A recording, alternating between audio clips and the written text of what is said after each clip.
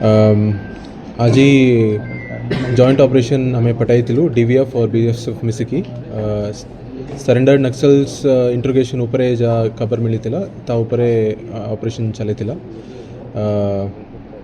आज ही गोटे बड़ा सफलता मिली ची in terms of Maoist dump recovery.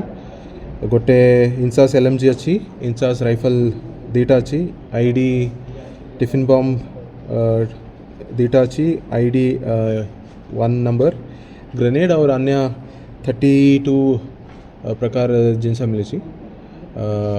ये ऑलरेडी माओइस्ट मुक्त होता मलकांगिरी एबे गोटे सफलता मिली कि जहाँ भी तांकरा सामग्री अच्छी वेपन्स अच्छी ये पुलिस पाई गोटे सफलता अच्छी।